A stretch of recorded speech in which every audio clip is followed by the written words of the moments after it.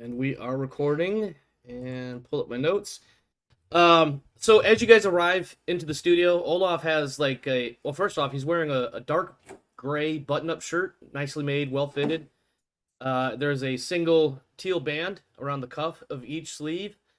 And then he'll direct you guys to take a seat.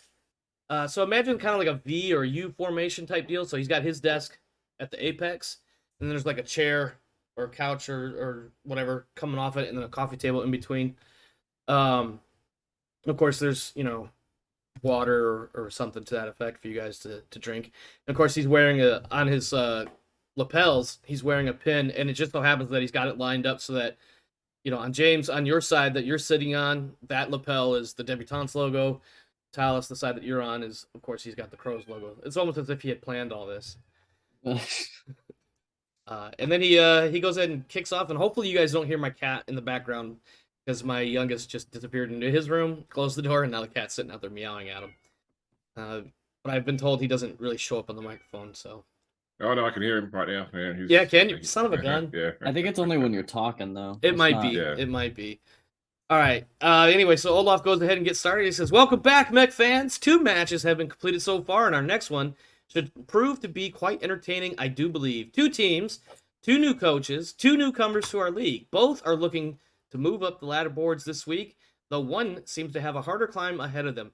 Historically, the Lyran Debutantes have been a trebled team. First, 3 seasons of poor performances, followed up by the dismissal of the previous general manager, Anson Fisher, who is now a broken, destitute man by all accounts.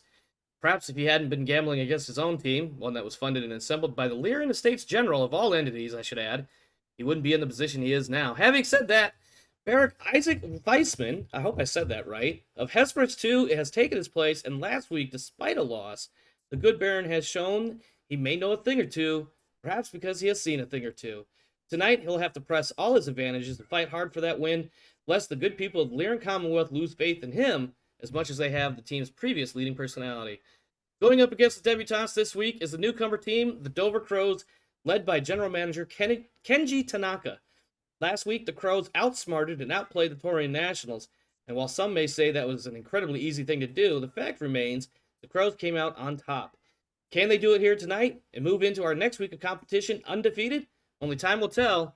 Time will have a tale to share here shortly. Joining me live in the studio are the both aforementioned managers, Barak Isaac Weissman and Kenji Tanaka, and now before they get to do more than wave, a brief legalese requirement must be met. I am Olaf Krieg, and this is the Triple Press, brought to you by the wonderful people of the Donegal Media Group, with local technology and support by the Solaris Broadcasting Corporation and the Krieg Dominion Media, bringing you, as we have since 3022, all the exciting combat sports, entertainment, and more you could ever hope to have. Baron, Tanaka-san, pleasure to see you both. Always a pleasure, Olaf. I guess I should have timed that a little bit better so you both don't speak over each other. So, now, I do believe we agreed I could call you Isaac, so I don't have to I can dismiss with the formalities. Definitely. Okay. So, as I mentioned in that little bit of intro, you did indeed push your team right up to the edge in your last match. Unfortunately, it just wasn't enough. The opposition took your win from you. In retrospect, the GTL League of Officials and even the Solaris Gaming Commission have become involved in the final moments of that match and the decision that was rendered. Now, the GTL LO has determined that moving forward, such close calls, as I believe it was termed, will be reviewed with increasing scrutiny. We here in the studio, and I'm sure across the inner sphere as well, are curious to know what your thoughts might be on the matter, both with what happened and the rulings by the various officials, and of course, the lay of the land in similar cases moving forward. Look, at the end of the day, I'm sure that fans of the Debutantes are confident in the fact that more of our mechs walked off the field than our opponents' mechs did. In some cases, it looks like there can be some inconvenient timing around these matches, but that's simply the way it is. I don't necessarily agree with such a rampant involvement of the Solaris Gaming Commission in this, pleasantly independent league. I think that you said it yourself in your own weekly summary that sometimes the SGC needs to stay in their own lane. Did. I do remember saying that. Yes, as long as the officials within the Grayland's Trio League are happy to make their decisions, I'm happy to stand by them. That's part of the contract. That's part of the nature of this sport. Indeed, indeed. Now, oh, I almost scrolled over my notes too far. Now, Tanaka-san, I would be curious to hear your take on a similar matter. You may not know all the particulars being a newcomer, but perhaps a fresh insight is what is needed. The League of Officials was certified in 3022 by the SGC and deemed, in effect, a legitimate ruling body of officials. When the SGC intervened in the LO's ruling regarding the debutantes versus the opposition in the final moments of that match, it almost seemed as though the SGC spoke from a position of one who has lost confidence in a former apprentice. What would you have to say on this topic, if you would? Not much. I'm gonna stick with no comment. In some places, that might be the best answer to come up with. Now, a question for the both of you. Week 3 is being reported as a special event, and we are starting to learn the details just over the last hour or two. Week 3 is the Grasshopper round, or as some have called it, the Bug round. Each team will field their normal 3-mech team, but will also have a Grasshopper and intern pilot supplied. Each team will be awarded additional bonus victory points for taking out their opponent's Grasshopper, and even more if their own Grasshopper remains standing at the end of the match. The Crows will be facing off against the Honeybees, so I'll start with you, Mr. Tanaka. What sort of strategy or planning do you think you'll need in order to come out on top? Probably a defensive one, but honestly, time will tell if we decide to change it up. Considering that we played back, or we didn't necessarily push at all in our first match at all. We just sat still. So depending on how the team might feel, maybe an aggressive approach would be more suitable. Indeed. And a Grasshopper is a fairly mobile mech for its weight class, so I feel like curtailing that movement capability might actually work against you. Despite the fact, of course, you're trying to keep your own Grasshopper alive. Now, for the debutantes, you'll be facing off against the Luthian Dragonborn next week, a longtime rival both on the field and politically for the Lyran Commonwealth. What sort of strategy or planning do you think you'll need in order to come out on top? That's a hard call, Olaf. I mean, so first off, let me say personally, I'm a big fan of the Grasshopper. I personally, I don't have a lot of combat time. I did obviously go through a Lyran military academy, and when I was piloting, I happened to be piloting a 5H Grasshopper myself. But it's certainly, without knowing exactly which variant's going to come our way, it's hard to really say what the strategy would be. But I think that really what we're talking about here is a 4-on-4 match as opposed to a 3-on-3. The Grasshopper as a target of opportunity presents some interesting challenges, but I think that we're not going to change up our strategy that significantly. We're just going to make sure that we play the field, play our opponents, and take the benefit of the additional pilot. Indeed. Now, last week, Isaac, you said you weren't going to speak ill of any previous management in place for the for the debutantes. And personally, such is the way forward for basically any professional leader.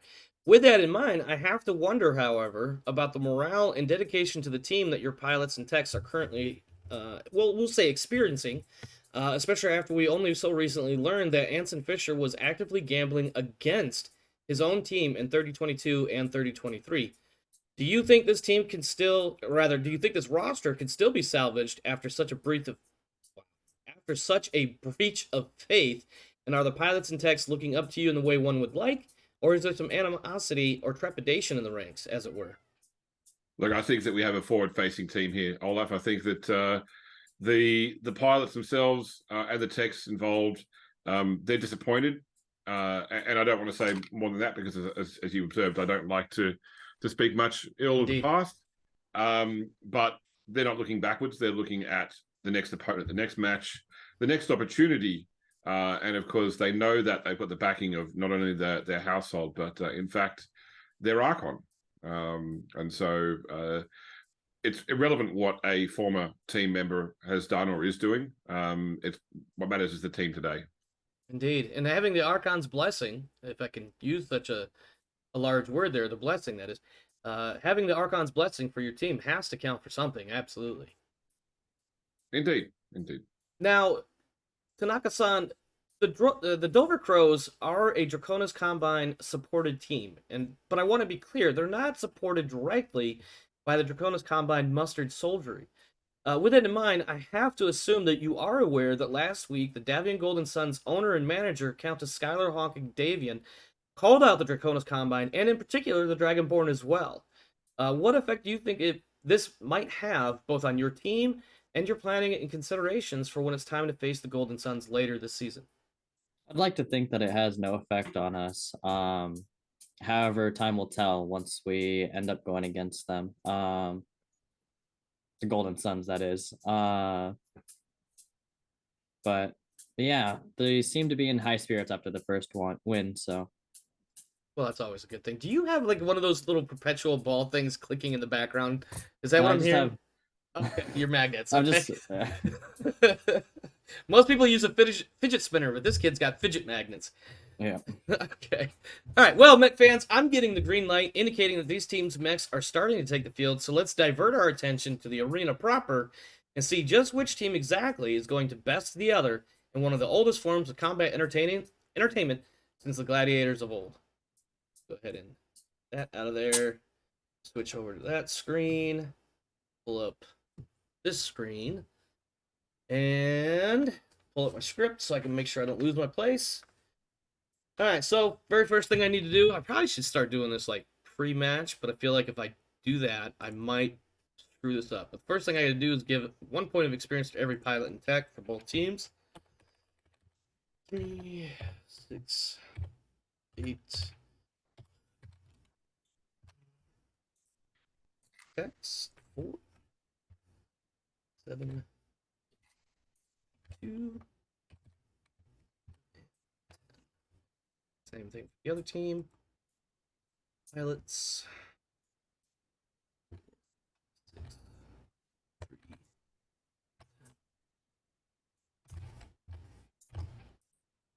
I feel like my coming up with questions is getting a little bit better. I don't know. James, you always seem to do a pretty decent job of it for your interviews, setting up for the Brew Bowl. It's largely formulaic. just keep talking about the last week's matches and what are the coaches going to do next. Stats. It's all about sports. It's all about stats. Yeah, there you go. There you go. Okay, so starting with the home team, which is the Dover Crows, we're going to do some, I forgot what the hell it's called, midweek event resolution. So let me pull up my rules and get to the correct page, which is page 18, according to my hand scribbling. There you go. All right. Dover Pros, you have chosen training and marketing for your midweek events. So if you could, in the server there, type out your /roll 2d6 and let's see what kind of results we get for training. That would be no results for training with a roll of a 4. That's another fail. All right. Yep. Go ahead and give me another 2d6 for marketing and see maybe you can get some money out of it. 9. All right. The rules say on a roll of a 9 you get plus 2d3 wealth. Go ahead and roll 2d3 for a total of 4. So I'm gonna go ahead and throw that in your finances tab here, and of course I will be let's say 4, right? Yep, 4 wealth from marketing. I will be updating and sending you the new rosters after the match. James, you chose marketing and scrounging for your team. If you could, please, your 2d6 for marketing. And we have another 9. Yeah, so that'll be another 2d3 for you. Okay, so that's a total of 2. 2, but better than none. Yep. And for the scrounging roll, that's a 5. Okay. Well, that'll be no results. Give me just a second here. Let me get this added in. Damn. Short-term memory is failing me here. Total of 2 for the marketing. Wealth. Yep. 2 wealth for marketing. All right. Now. No result there. So the Dover Crows have elected to not gather intelligence. but the Lyran Debutantes have. And I've got somebody knocking on my door. Give me 1 quick second, guys. All right. Probably the cat. If only.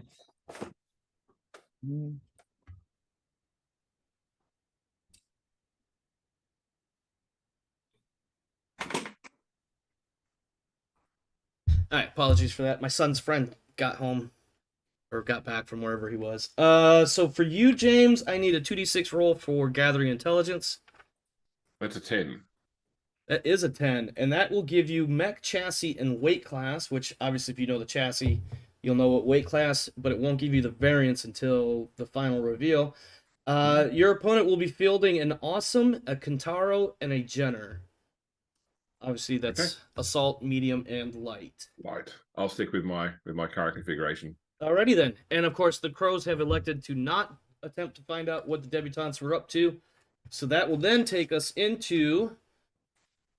make sure I didn't skip anything. Nope, we're good. Alright. We'll go ahead and load up the unit list and get the teams divvied up. And everybody is on separate teams, so that's helpful. Nope, I missed my spot. There we go. 30, 25, week 2. Crows versus debutantes. All right. These are going to the Crows, and these are going to the debutantes. Now, James, I did warn my son that you have an extensive BattleTech history, so he may be a little apprehensive. I won't ask for you to take it lightly on him, because there is a part of me that wants to see him get smashed. Oh, yeah, just play how you normally play. Jesus. Don't throw this match. What the fuck? But I was also, I had mentioned this once or twice before, the internal debate about who do I want to win. I want James to win because he lost last week, but I also want my son to win because, well, damn it, he's my son. So, if you guys could, just double check all your mechs, make sure they're good to go. I should have everything inputted correctly, but I am human, despite Just so you know, I am underloading the ammo on 2 of my mechs. Okay. That will be helpful in keeping them alive. Saw the Jesus. A 1-1, 2-2, and a 3-3. Yeah. The debutantes, despite their losses, they have earned experience points along the way. Oof. All right. As I say, if you can't tie knots, tie lots. I've never heard that before, but I might find a way to use that. I will try to remember to cite my sources as well. It looks like we've got about 860 battle value difference in favor of the debutantes. So, and again, that's mostly going to be from pilot skills, as already about. Once you guys are ready, Crows are the home team, so Talus, choose your starting side. Northeast. You're going to start in the northeast. Outstanding. James, Southwest. there you go. And then the 2 of you could click ready. And here we go. Our first player versus player match. And I don't get to see shit. I got nothing but question marks on my screen. I have no line of sight or anything like that because I'm an observer. But I will be able to see the mechs once they show up on the board. What a horrible map. Yeah, Okay. look at all that open terrain and some Yeah, swamp. with these 3 PPC, awesome. Yeah. Yeah. and I've got my brawling build. Yeah. James, might I recommend the use of the woods?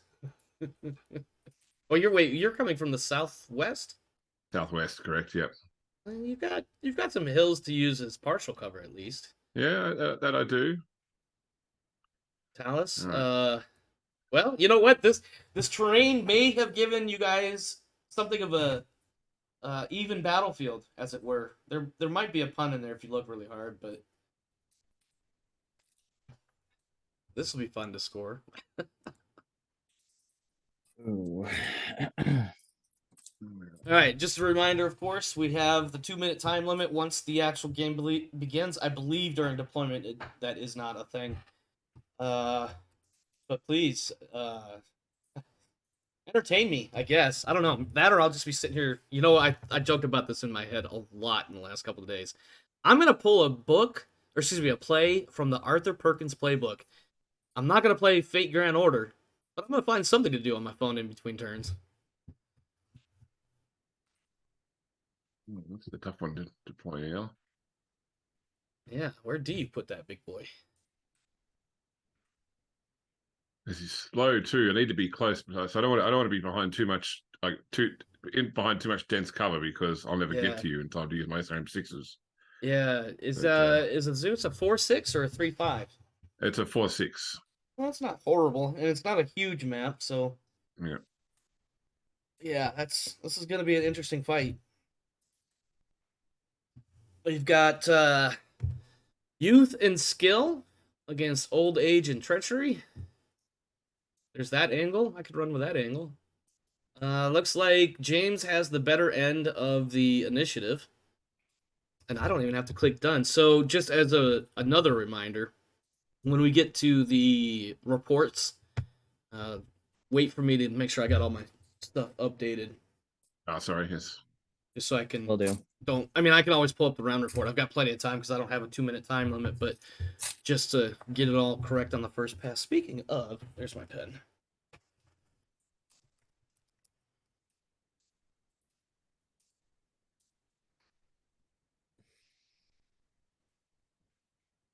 That's weird. Did you not deploy your third mech? Am I being silly right now? It's south. Whose? Yours, Talos.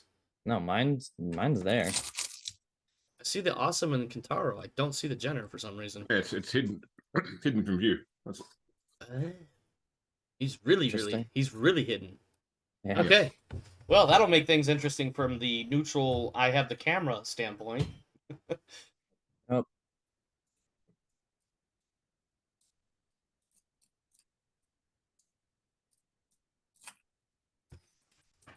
Mm,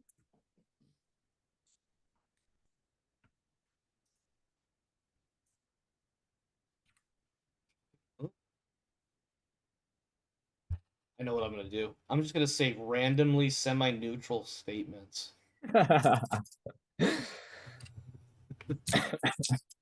Interesting move. And the mech has fired its weapons. Ooh, that's interesting as well.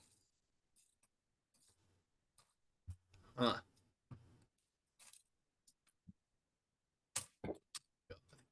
Better view of the battlefield there.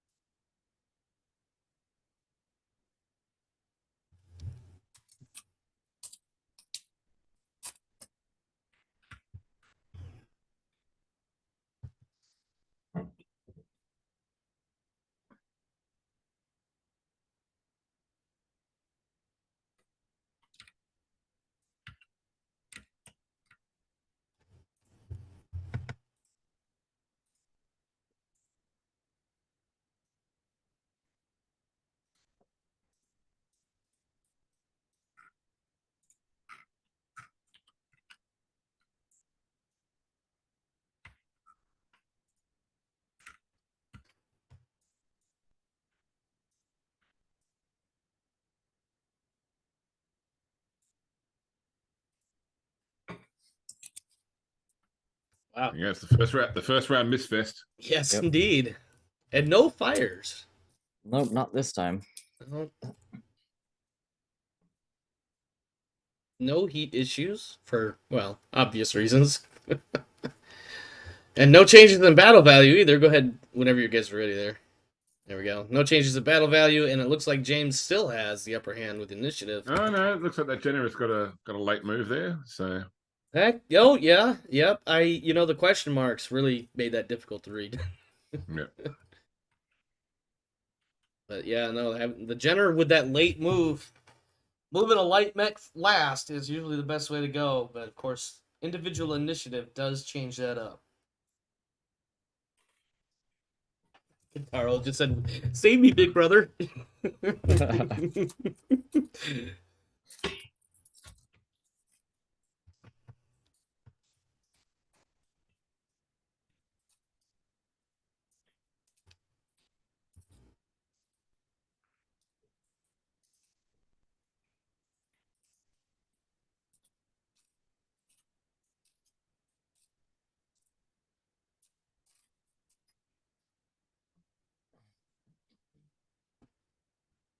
Mm.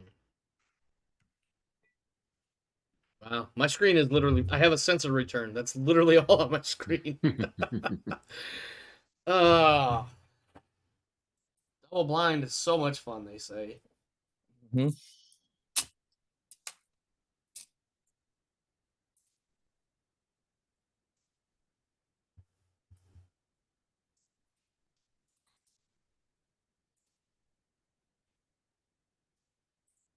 Ah, Zeus found him.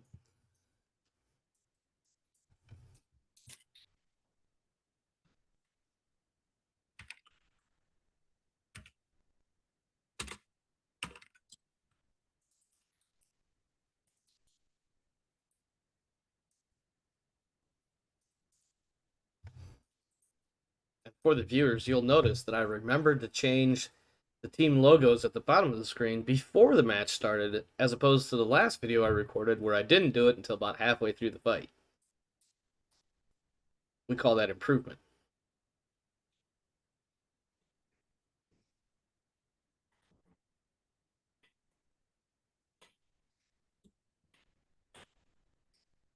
Will the Jenner make an actual visual appearance, or will he remain hidden? I have a sensor return.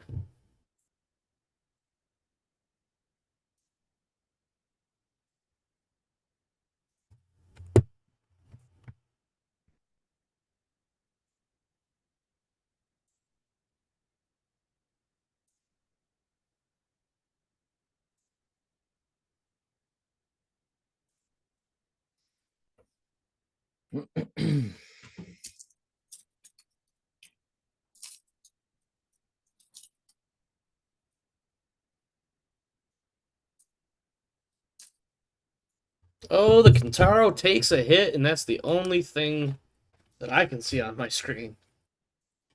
Kentaro, Yep. light damage. That's it. I am good to go. Hmm.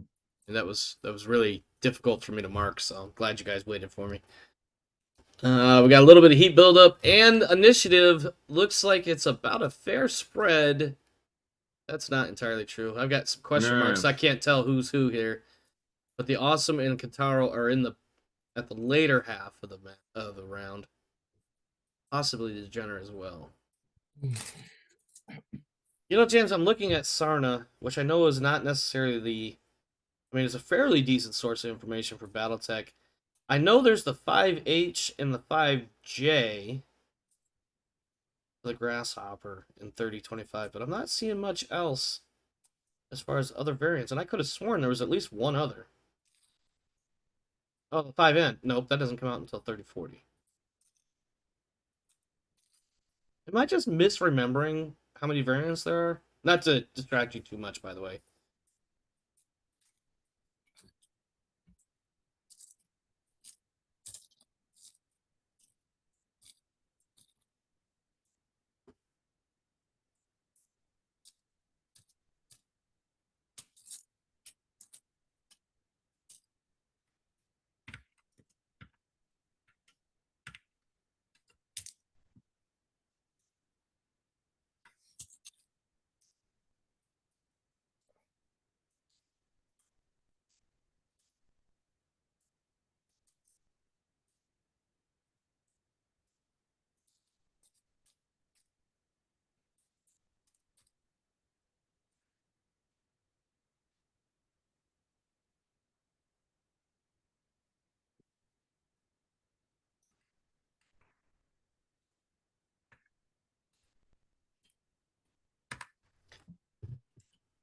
If you guys could see my screen, you wouldn't know who's who here. There's like 3 sensor returns that I have to deduce that one of them is the Jenner, just based on proximity. And the other 2 must be James's Max. But which one's which, I'm not 100% sure. That was a very interesting move.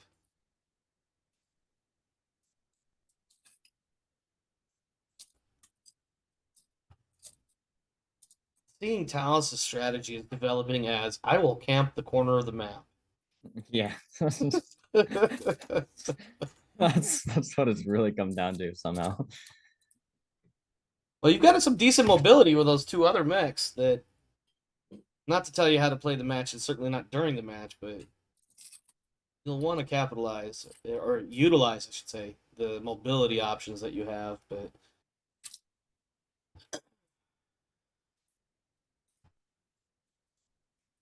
as they say in the movie World War Z, movement is life.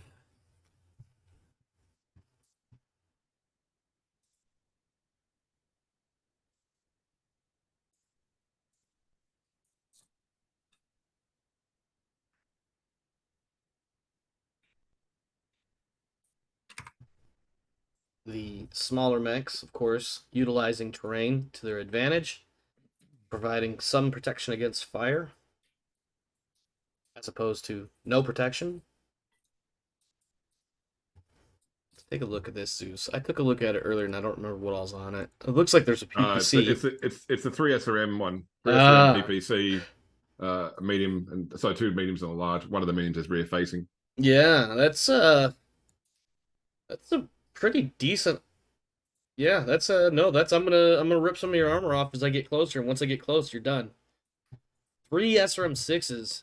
Let me tell you, in MechWarrior 5, an SRM6 boat, you're gonna have a huge heat spike, but that enemy mech in front of you is just gonna die.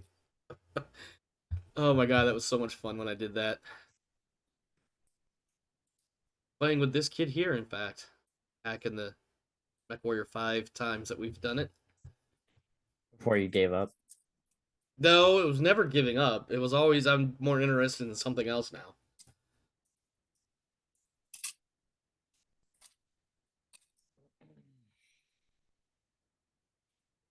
Wow, nothing hit. Yep.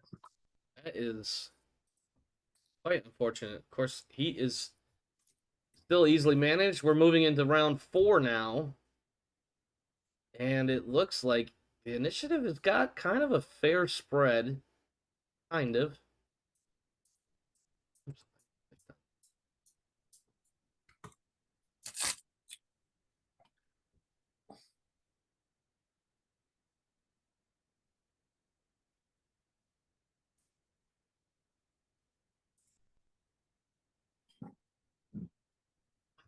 Was that?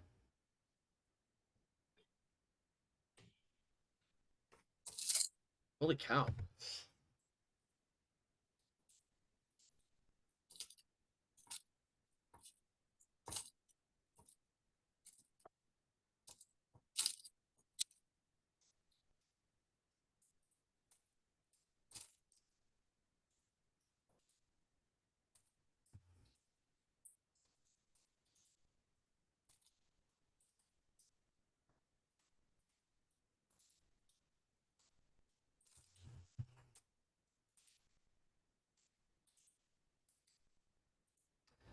Fun fact, the Kentaro also carries 3 SRM6s. I feel like if those two went head to head, though, Kentaro's going to have a bad day. It doesn't have the armor to stand up to a Zeus. I realize I'm using the Battletech version of a Maddenism when I say that.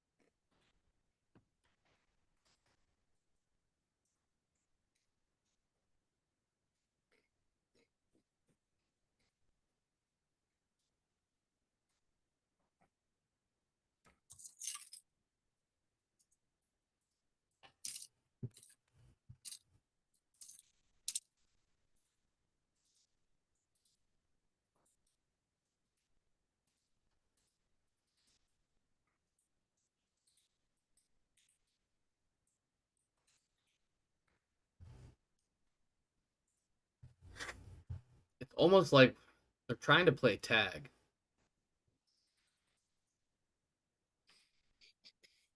Don't mind me and my silly comments, though.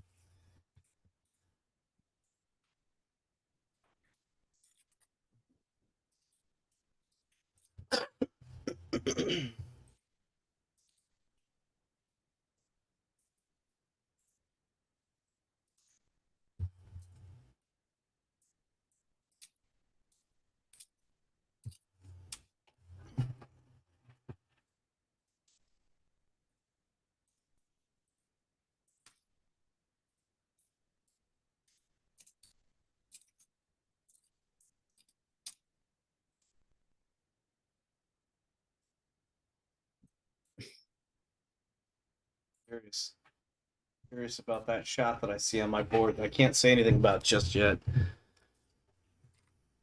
It is not where you think it is. Okay. No.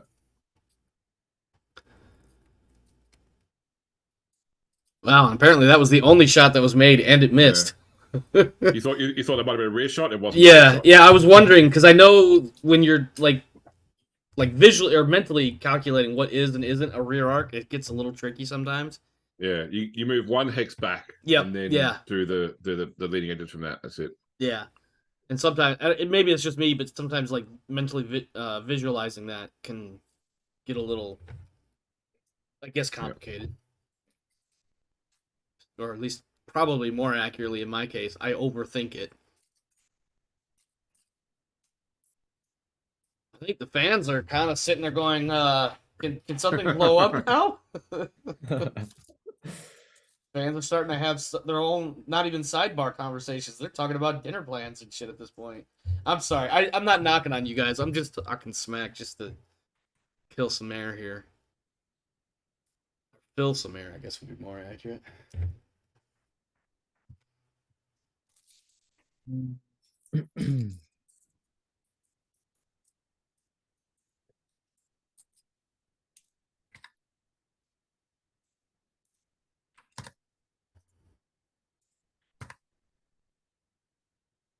I will say this much. Whatever Talos' strategy is, usually he figures out some weird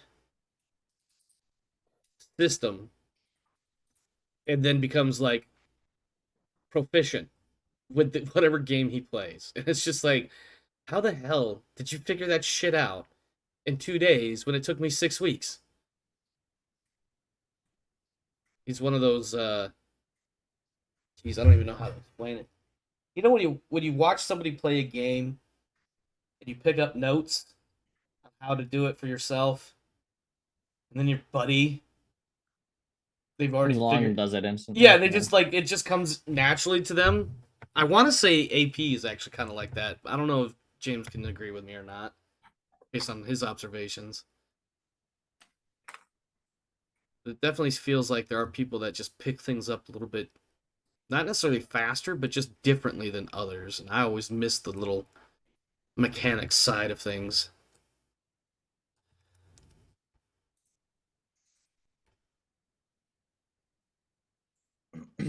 Ooh.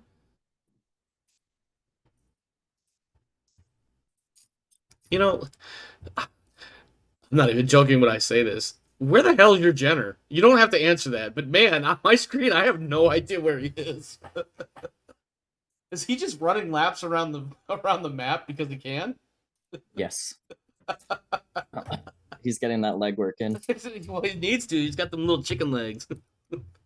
Leg day? Yeah, exactly. Leg day.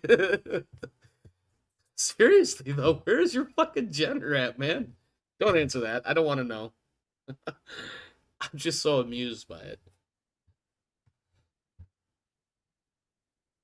Oh, I'm on the wrong menu. Jesus. I was wondering why that wasn't there. Right. Were you looking for all your PPCs? No.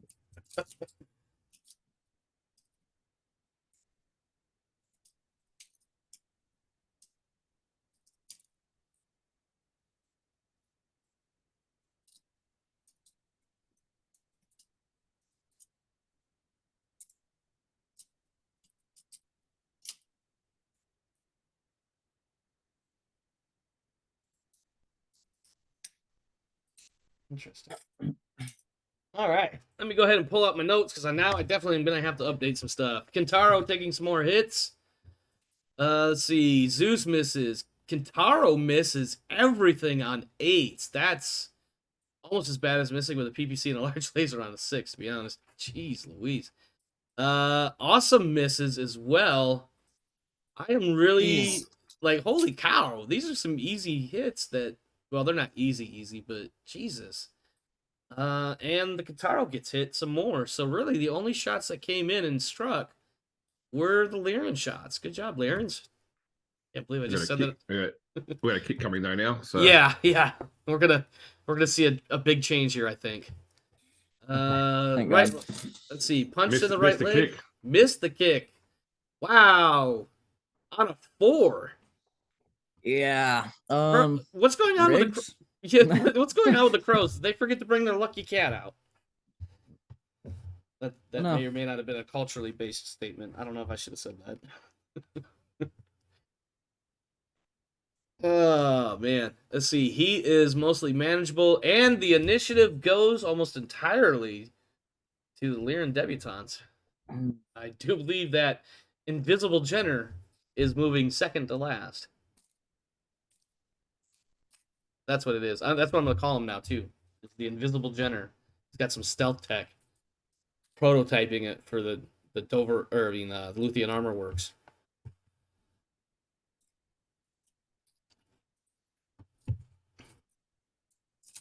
Oh, I see the sensor return up in that back corner there. Yep. he must have had to hard reboot the computer or something. That's why. Those SRM 6s and medium lasers are doing good back there. Yeah, they. You know what? For you, I'm like, keep them there. So is it a standard Gen 7 or is it something different? I missed that when I was looking at the. That's a F, yeah. Yeah, so Oh, it's yeah, just the lasers, and a little bit tankier. Not much tankier, Yeah. but a little bit. No SRMs. Yep.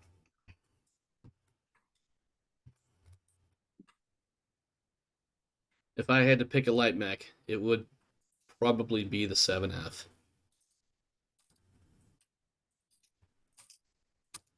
Although I suppose there's something to be said for, Ost Scout with its 6.9. I'm a big fan of the Oscar. Like I love that sort of jumping in, 2 punches in the back, jump away. Yeah, I mean that's about all you can do because all you got is a medium laser. Yeah. You could probably punch harder. There are definitely some mechs in this game that are, I swear to God, they were put there for shits and giggles. I'm definitely looking at the urban mech, by the way. Although, ironically, I'm sure we can all agree how annoying an urban mech on the field can be if you manage to get into a half-decent position with line of sight. He won't move very much, but man, that AC-10 is annoying until he finally dies.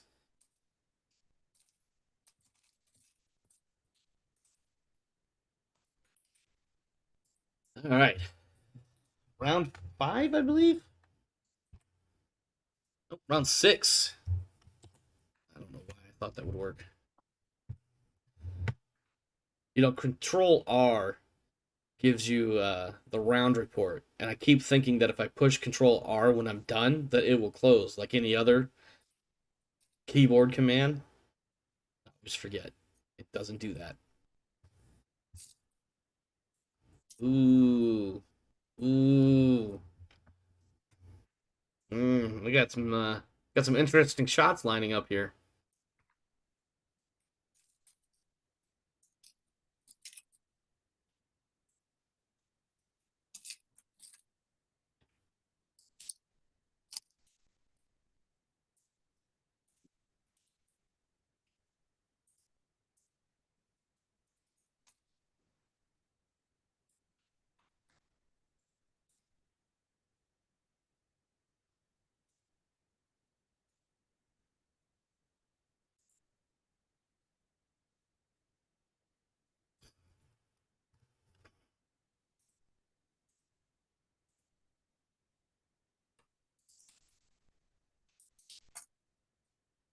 Interesting. Ooh, even more interesting. I promise I'm not trolling with those 2 interesting comments. I promise.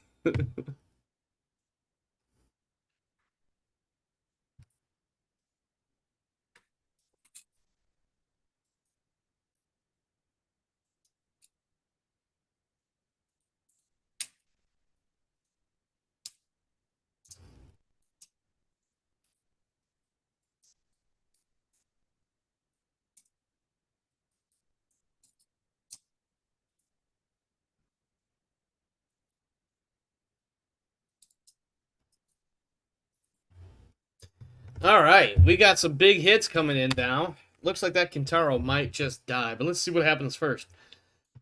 Awesome drops 2 PPCs on the Zeus and hits with 1, missing on the Locust. So that means the Zeus is now taking damage. Excuse me.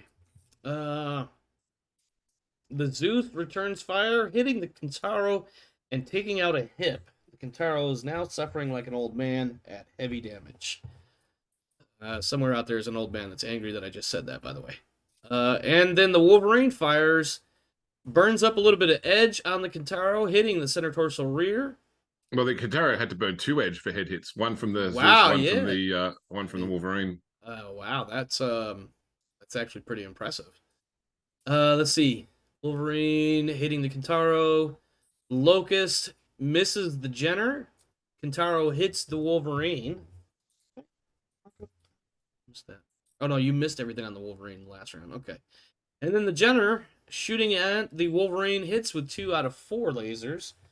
We got a couple of almost moments. The Kintaro is still standing, and I believe we've got 1 or 2 melee options about to be executed here.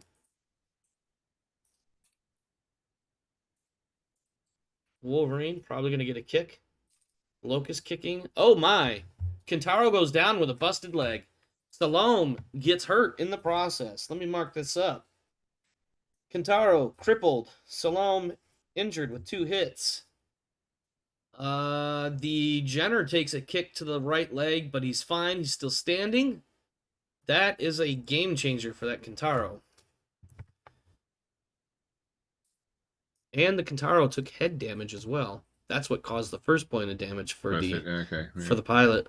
The second one was because he fell over. Oof. I think Salome needs to check his seatbelt. Stop using that cheap 3-point harness and go to the 5-point.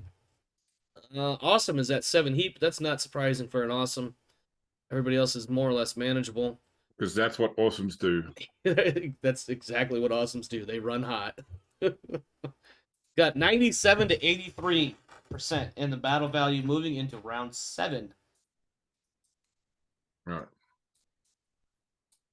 Curious to see whether this Kintaro is going to try and stand up or not. I think maybe he can stay down, but that's that's just me talking shit. Don't listen to me. All right, so that's an ejection, is it? Yeah, Yep. it is. All right. I need you guys keep doing what you're doing. I gotta look at the round report to see who gets the kill. I think it's the Wolverine, because I believe the Wolverine kicked it last and killed the leg. Yep, Wolverine gets the kill credit. That is Tariq.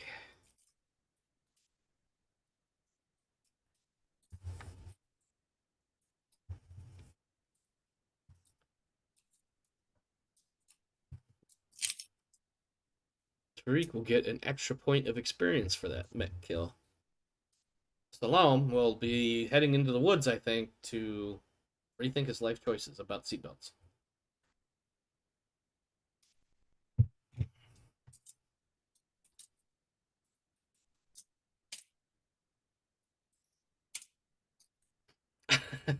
James, I'm not gonna lie to you. For a second, I thought the Locust was gonna shoot the Zeus, and I was like, wait, they're wearing the same colors. They're not gonna do that. Excuse me.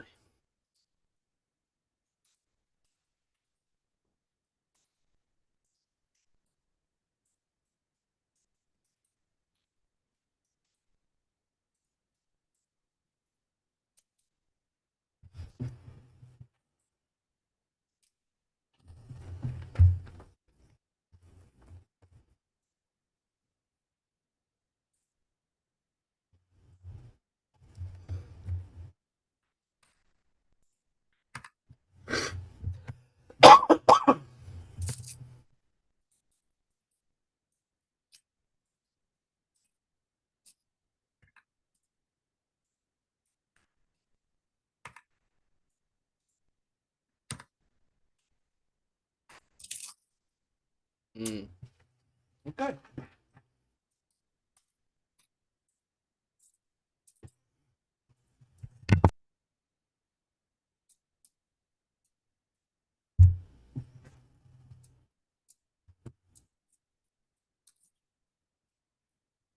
Oh my.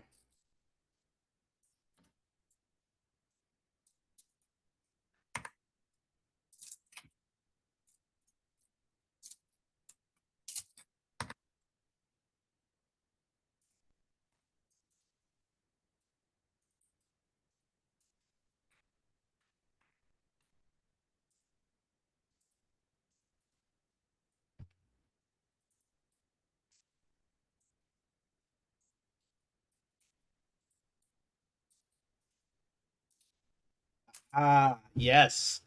Yes. I like what I just saw there. I'll comment on that in a moment.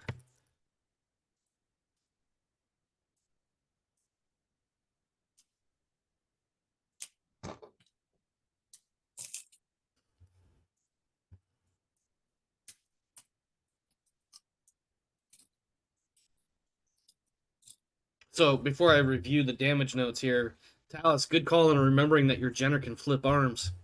Yeah. As soon as I saw that, what's that? Still a nice one to hit in the rear arc though, unfortunately. But Yeah, Yep. I saw that and I was like, I wonder if he remembers, because I obviously can't tell him. And as soon as I saw that arrow, I was like, yes.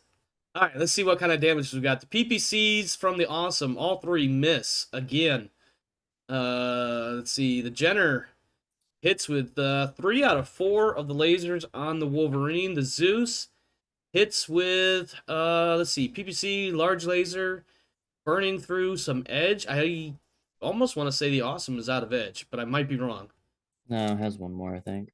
I think it says it right there. Yeah, too. yeah, it says it right there too. He has 1 remaining. Locust hits the Awesome. Awesome finally is taking damage. Or I just didn't mark it for some silly reason. Wolverine gets a couple of shots in on the Awesome as well. 4 out of 6 missiles. Awesome takes 20 plus damage, forcing a PSR, but remains standing. We've got a little bit of melee to get resolved next. Go ahead whenever you guys are ready. And a kick to the back of the Jenner, but the Jenner is still standing. Sans right leg armor. Heat is climbing on the Awesome, but again, that's normal. The heat is also climbing on the Jenner. Somewhat normal, but it has no ammo, so it can run a little bit hotter than most mechs. And we get that overlapping, man, it's almost like a Venn diagram of initiative here, favoring, well, a pilot. Anyway, a pilot and an Awesome. Pilot doesn't count.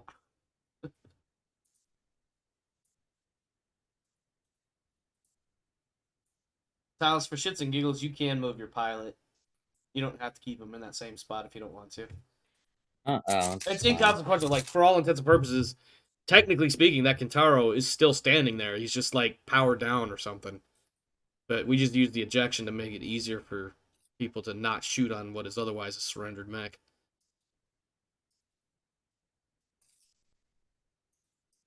See a little bit of reconsolidation here. This is round 8? Or are we at 9 now? Nope, 8.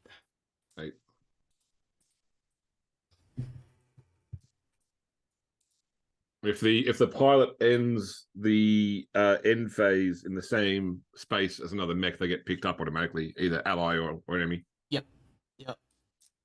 That has no bearing on what we do, but it does, because that's how Mega Mech works. Yeah, it takes them out of the initiative order anyway. But, yeah. Not that we're playing like alternating initiatives. So correct.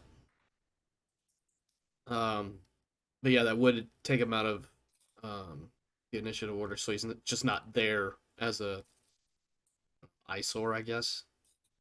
So while you're thinking, Talus, do you have a favorite mech? Me? I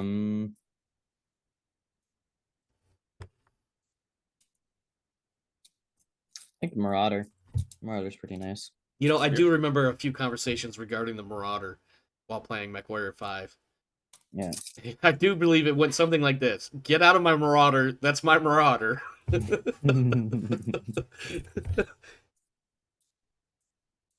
I'm trying to think what other mechs you used to run with a lot. You used to like going with the faster mechs too at certain point. Like Firestarter 9H was also good. Yeah. I filled it with small lasers. Yeah, that's amazing. You gotta really get in there. And then when we were doing Mech Warrior, I was using either a Flea or a Loki, or was it Piranha? One of the 3 light ones, and I just run small lasers in those as well and be a pest to everyone, shoot out their legs. Yeah, the Piranha for the clan mechs is a pretty fast mech on MechWarrior Online. I wonder if they're still doing NASCAR. I feel like they're still doing NASCAR. I haven't watched any streamers or YouTubers playing MWO lately. I think I had one match and I was just getting constantly bombarded by LRMs. and just like, I'm done. I'm fucking done. I'm done with this stupid let's all make left turn game. This Force Talus also has the one I'm playing also has the Wasp 1W in it, which is the one with 6 small lasers. I was torn between bringing that or the Locust. Mm. There's a wasp with 6 small lasers on it, and I Yeah, didn't know this. The 1W, yeah. No It's shit. It's a Wolf Dragoons design. Oh. I might have to take a look at that. That's definitely a trolley mech if ever there was one for 3025. I'm gonna put a whole bunch of super short range shit on this little ass fast mech, and I'm going to annoy the bejesus out of you until you punch me.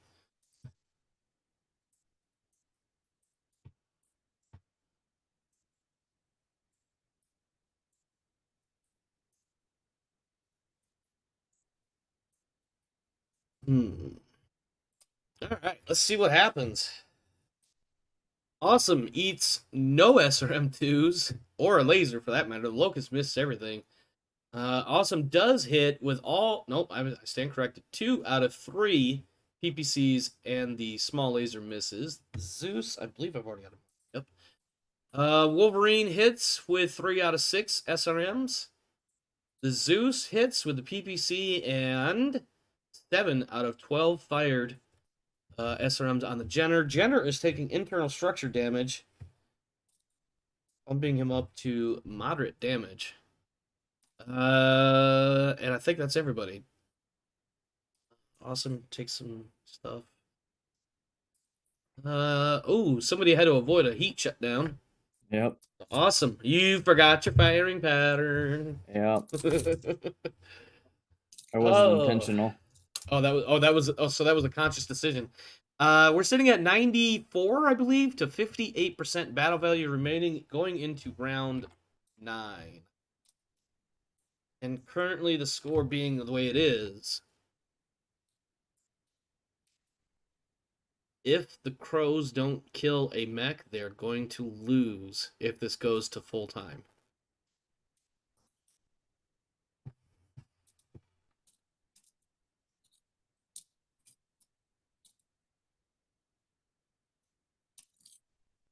Poor old Olaf, sitting in his studio with Kenji and Isaac, is just sitting there going, I don't know which team I want to win more, or which team I want to lose more. Did you really just... Ejected, yeah. Why? There's damage to, I believe, his left leg. Or was it left torso? One of the two. Oh. Ooh, you They're didn't have both being ejected either way, so. that early, Especially with huh? the Zeus on my ass with the SRM, possibly. And No, the you can Wolverine. still get Yeah. that awesome out of there. No, Zeus. he can't move. No, he's a 0 move. I checked that before I moved. Oh, I forgot about because of the heat. Okay, That's what the last shot was for. That was it. that is unfortunate for the Crows. I'm gonna have to figure out who gets kill credit for the awesome and the Jenner there, because a little bit of everybody firing at everybody there. But well, I guess under Megamech's base coding, there still is a viable target on the board. Yeah, but I will not be. Yeah, if you guys could do you want me to slash victory? And you could do that either, or just click done a bunch of times. Okay. It'll cycle through. Yeah, that's fine. Don't put it again. There we go. Done. And then Talos, if you just click, oh yeah, there it goes. It went straight to the physical phase. All right, 100% victory there, which is going to give the Debutantes a fair amount of victory points. I need to look at the round report really quick before we go into the rest of the post-match and figure out who gets kill credit for what. Because I know the Zeus, it looks like in round 8. Oh my god, my mouse. I need a new mouse. This scroll So wheel. the awesome took let's see 7 SRMs from the Zeus, nothing from the So it looks like the last damage done to the awesome was from the Zeus. Yep, and the last damage done to the Jenner was also the Zeus. Yeah, with that PPC hit that went through to internal structure. Yep, and that's what actually spooked the pilot and saying, "Nope, I'm done. I'm out." So looks like those 2 kill credits will both go to the Zeus pilot. That's Clift getting 2 kill credits. And that is 100% victory for the debutantes. Let me get make sure I'm getting everything marked up correctly here. Okay. And might as well do victory point for, or not victory, experience point for the win. And let me click done so it'll go to the, hold on. Yep, there we go. No mechs are utterly destroyed. So, debutantes get 3 for winning. Pros get 1 for losing. They also get, let's see, 4 points for an awesome. Oh, that's just going to be 7 points altogether there for the 3 mech kills. So that's a total of 10 victory points. 1 for the crows. Ultimate or final score 10-1. Pull up my notes, make sure I'm not skipping any crucial steps here. Fans, let's start with the winning team, debutantes. 2d6, and I need to look at the rules to make sure I'm not forgetting any modifiers you get for this. You get +1 Right. for winning. And I believe that is actually it. Okay. So, So, the 2d6, roll was please. 11, so +1 is 12. That is +4 fans. Somewhere along the way, in what may be considered a slow-paced match, you managed to pick up a bunch of fans, perhaps because of a whoa, Jesus, I'm done. I'm not even going to try to finish that word now. Methodical. That's the one. That's what I was trying to Yep. say.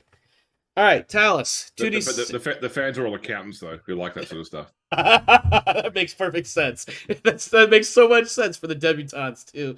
Talus, 2d6, you're going to have a -1. For a grand total of 8, you're actually picking up a fan. +1 fan. Somewhere there's an accountant going, you know what? I got to give it to the crows. They made an effort, but they knew when to quit. Let's see. Debutantes also pick up an additional fan from their sponsorship. Yes, for a win. For a win. That's going to be helpful. Okay. So that's fans. What's next? Wealth. 10 plus 1 is 11. So 21 wealth match earnings for the debutantes and 11 wealth match earnings for the crows. Go ahead and input that onto the spreadsheets. Starting with you guys. All right, so first things first. 1 win, gaining 10 victory points, taking you up to 14 cumulative. And you went from 6 fans to 11 fans. Damn, almost doubled. Yeah. Yeah, they were struggling for fans previously. Yeah. Well, you lost some in the interim seasons because your team didn't even get to the playoffs once. And now it looks like things are turning around. All right, so you're going to get 21 for match earnings. Your fan income is 11. We'll do the rest of that in a moment. Let me get to the other team. Dover Crows, general info, 1 win, 1 loss, gain 1 victory point, bringing them up to 6 cumulative, gaining 1 fan, taking them from 4 fans to 5, finances, match earnings, 11, fan income is 5. All right, so you guys are not in a position to be worried about wealth. Finances are fine. Let's see. Draft, starting with the winning team. This will be 2d6 plus 1, if I'm not mistaken. Let me make sure my notes are right here. So a total of 9, 10, including the +1. For being the winner. 10, that means you are looking at losing 1 pilot and 1 tech. So let's start with the pilots first. This will be a 1d6. You have no tier 3, so on a 2 or less, you will lose Yamura is up first. Okay, so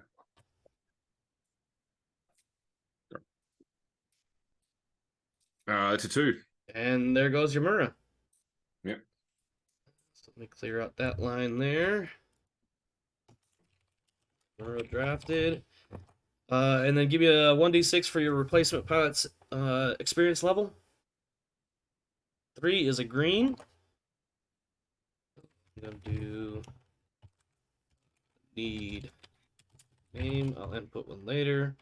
They are going to be a 5/6 with 2 edge, 0 tactics, and 1d6 experience points. If you could roll that another 1d6 for me, please. Oh, James. 1d6, sorry, missed that. Yep. 5. Not bad. It's gonna be tier 1. Ready. Returning on week 3. Oops.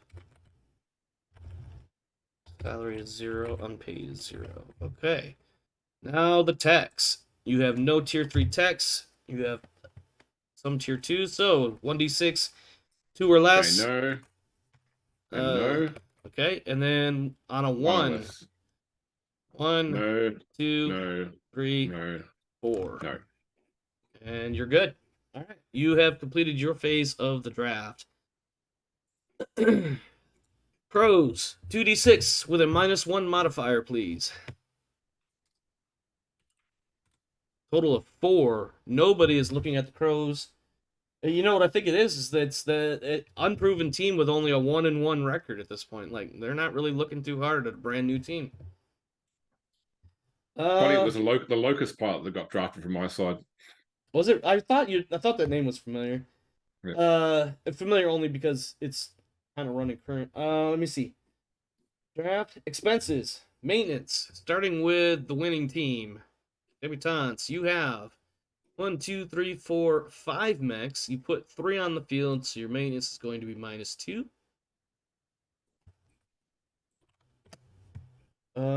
Salaries.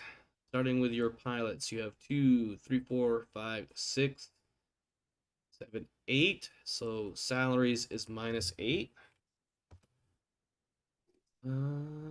What's next after salaries? I'll do repairs in a moment. Let's do the Crows. Starting with maintenance, you have 1, 2, 3, 4, 5, 6 mechs, 3 on the field, 3 that have to be paid for to maintain them. And your salaries, 2, 3, 4. And that is it. Or salaries. -4. All right, repair costs. This is where things can really add up fast. Except for the Debutantes, who have a really nice sponsorship going for themselves right now.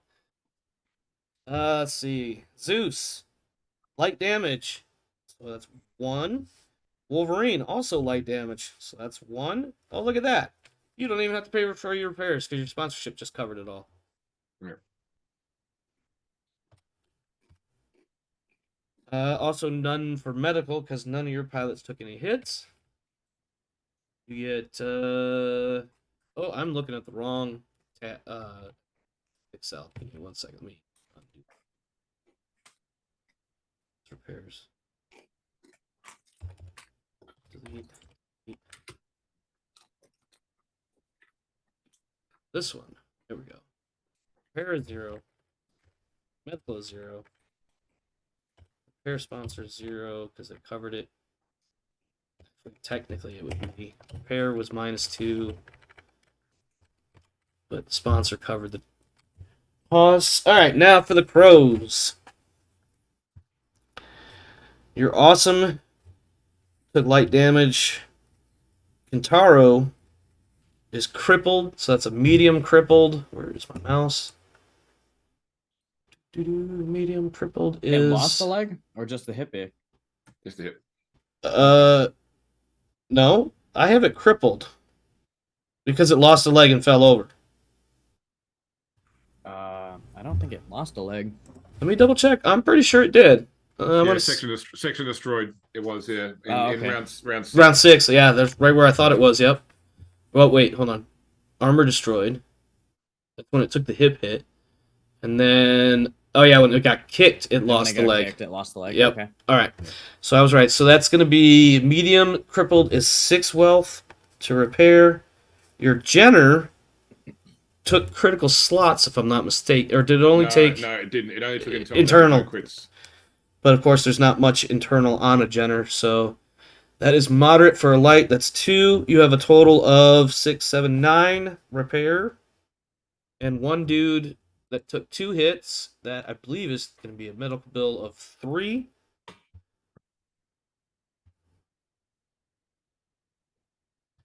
Let me go ahead and put that into your sheet to spread. Repair bill, -9. I'm assuming you're going to repair all your mechs, Talos? Yep. And then -3 for medical. That's a 0. All right. And that takes us to the aforementioned repair rolls, starting with Grimdark James. 1d6, your Zeus and your Wolverine both need a 2 or better to repair, Okay. and you have 3 attempts for each. Okay. So, And the Zeus is repaired, yep. Now- Wolverine. Yeah, it's prepared. and the Wolverine is repaired. Outstanding. All right. Talus, my dear boy. Your awesome needs a 3 or better. You have 3 attempts. 1d6, please. Repaired. Your Kintaro, unfortunately, needs a 6. You have 3 attempts. 1. 2. Almost. And a 3. That is not repaired, so it's still crippled. Actually, instead of writing it down, let me just go ahead and put that on a sheet. Mech, Kintaro, crippled. And then lastly, your Jenner requires a 4+. You have 3 attempts. 1. That's not it. What? I'm really curious to know what that roll was. Oh, there he goes. Jenner is repaired. Excuse me. All right, repairs are complete. I think we've completed all the steps. Does anybody? I feel like maybe we skipped something because that went so smoothly. Oh, I got to award experience points. That's what I got to do. I knew there was one other thing at least. So, starting with the Lyran Debutantes, the pilots. Clift gets 4 points of experience from the match, taking him up to 9. Or actually, taking her up to 9. Tariq gains 3, taking him up to 11. And Yamura gains 2, but Yamura's gone. Your 3 techs that were assigned also get experience points for winning. So Turway goes to 4. Lagumba goes to 12. And Yilmans goes to 6. And for the Crows, fortunately, they only get 1 experience point for participation. So that'll be Ow going to 11. Salome going to also 11. Toju going to 11. Okay. That's not weird. And then your 3 techs that were assigned, Munison goes to 8. Kamiko goes to 10. And Coco goes to 6. Save that. Save that. And then we'll go back to Zoom. And I think what we see as as the camera diverts back to the studio from the arena, and at least this time, I think Olaf actually says something like this. Let me get my camera back in focus here. Come on. Find my face. It's fine. Nobody really wants to see my face anyway. It's just blurry. So I think what happens is Olaf says, well, Baron, well, at least at this time it looks like all 6 mechs are capable of making it off the field on their own, although one appears to be needing some help because it's missing a whole ass leg.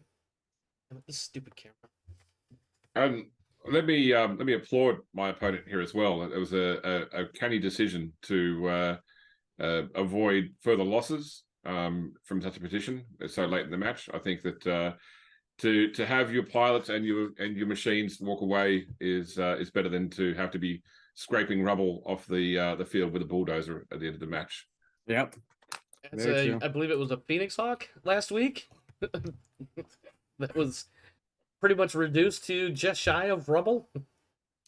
Now, some people are going to say that was kind of a slow match, and they're going to be looking, I think, mostly at the Crows. Tanaka-san, what was the thought process there with holding the high ground and not really doing much else?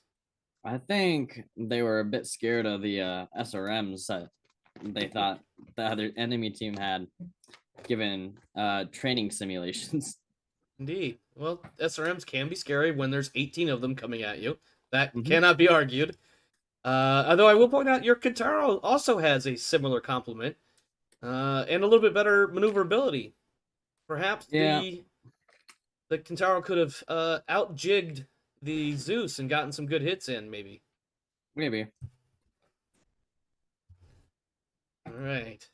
Well, either way, it was a win. Both teams are now sitting at 1-1. Any final thoughts first from the good Baron? Oh, it was a very pleasant match to play. I once again I congratulate my opponent on his good style. Certainly that Jenna, all we were getting was sensor returns. It was hard to really tell where he was going. It certainly made me play. It certainly made the team act in a more cagey manner. Yes, the invisible but, Jenner. But you never know what you're going to get with Solaris and the lay of the land. Certainly, this was a brawling team against a sniping team.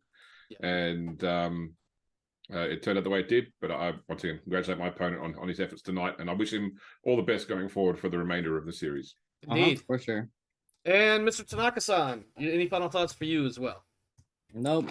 It was a fair fight. I enjoyed watching this. Indeed. Well, hopefully the fans do as well. And coming up shortly, our next match will be the Davian Golden Suns, current champions, taking on the American Industrialists, followed very shortly thereafter due to some very careful management of land resources and logistics, the Spirits and the Wolverines. This will be, of course, a live broadcast later on this afternoon. And, of course, stick around. We've got plenty of more commentary coming up after this. And then if you guys give me just a quick second before we wrap up in the out-of-character phase, my son is desperately trying to get my attention. Give me just 1 second here.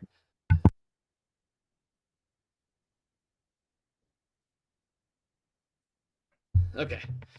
I don't know why my camera is refusing to focus on my face. Can I just ask, did I just see your older son drinking from a hip flask with a straw? It is entirely possible with this kid. I don't think it is. What'd you call it? A flask. flask. It looked like a flask, but okay, I realized it's your water bottle from before. It's just yeah. when the lid was turned up, it looked like it was a vodka glass, Yeah, no, I don't like drinking, so lies. Those are fucking lies. No. Okay. All right. Well, I'm gonna blame your mom for that one. Okay. Gentlemen, that was it was slow going, but that Jenner being really sneaky, like you said, James, definitely changed your approach to how you wanted to handle that fight.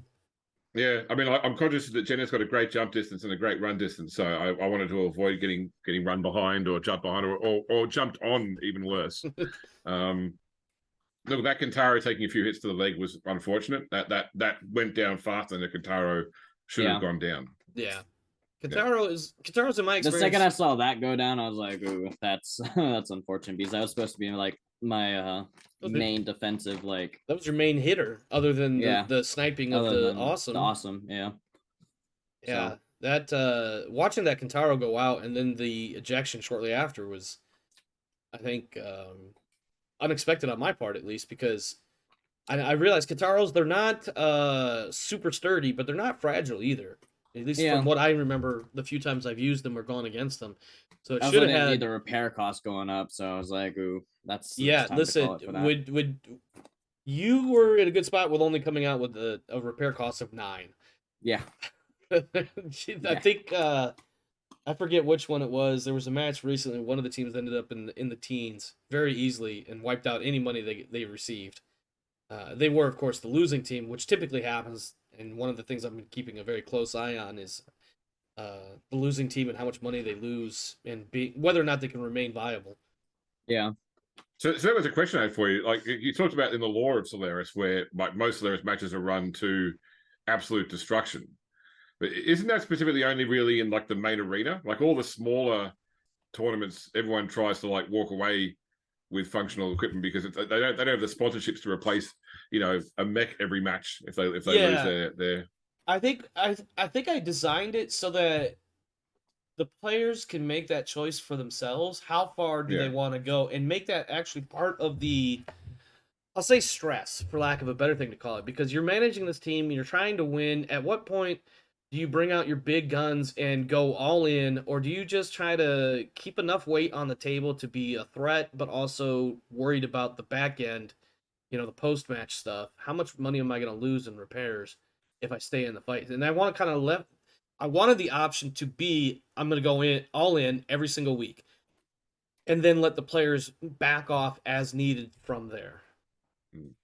If that, hopefully that made sense, because I feel like I kind of went in circles a little bit, but you're right. I think generically, lore wise, usually it's only the big high payout, high publicity matches that have the battle to the death, as it were, versus these low grade, low rung matches that are like, yeah, you hit me once, I'm done. Not Well, can't afford that. I'm looking at picking up a Warhammer 6D to replace that that Thunderbolt I lost last week as well. So Well, you've definitely got the funds now. yeah, And if you need any help trying to figure it out, let me know. But otherwise, again, it's simple. Just whatever the list price it is. should be 6 wealth. 6 Yeah, wealth. I worked it out. sounds about right. So yeah, and then you'll just have to. I'm sure you're quite competent in Excel, and you just add that row in there. Yep. And you said you're going to add a Warhammer 6D. Yes, I'm looking at 6D. I was tossing between that or a Catapult C1, but I'll probably go the Warhammer. Okay. Let me know which way you go, or give me an updated roster. Well, I'll send you the copy I have, so we can bounce them, and then The Warhammer is one of those mechs that I personally don't like the Warhammer because everybody else does. yeah, I hear you on that one. I hear you. I think the Warhammer is a good mech. There's no denying it. It's got plenty of long range, 2 PPCs or a PPC and something else, depending on which variant. And then once you get in close, it's just nothing but little needles shredding you, which is one of the things I absolutely love about the Warhammer. It's one of the methodologies that I use with the Stalker, because depending on, again, which variant, you've got some large lasers, you've got some LRMs, and then once you get in close, you've got all those lasers and a bunch of SRMs as well. You asked Talus earlier which mech was your favorite or what have you, and I'm like, please say something I know that I like as a favorite.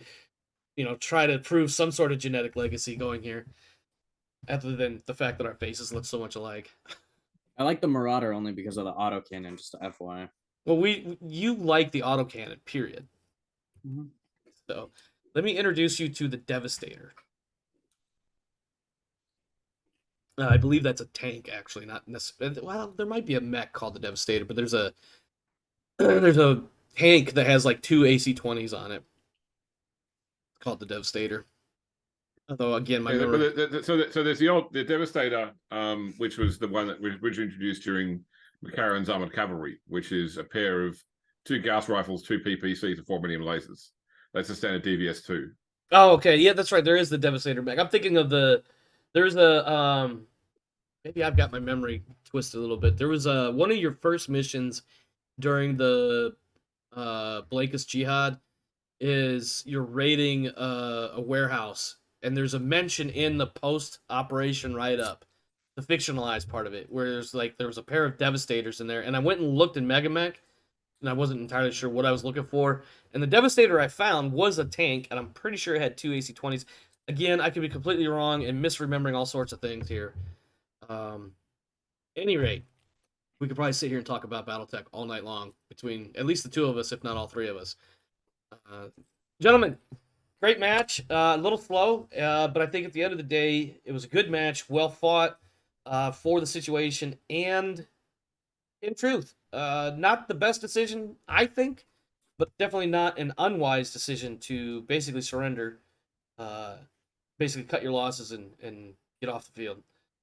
Ultimately, not a bad call to make. Not one I would have made, but not a bad call to make. I like to fight to the end. I was never worried about the financial aspect. No, absolutely. Absolutely. As the GM, all I have to do is some mental gymnastics to figure out how to keep a team into play. For you guys, you got a little bit more commitment going on, I think. James, Talus, final thoughts before we wrap? Good game. Good fun game. Yeah. Good deal. All right, guys, I'm gonna get out of here. For my viewers still watching, if you haven't already fast forwarded to the end or some other video, thanks for sticking around. If you enjoyed the show, go ahead. All the buttons that are there on your interface, just smash them all and type some words of love and joy and happiness and death and destruction. I don't know. I'm gonna get out of here because I'm starting to ramble. So that means it's time to go. Have a good one out there, my friends. Stay safe. And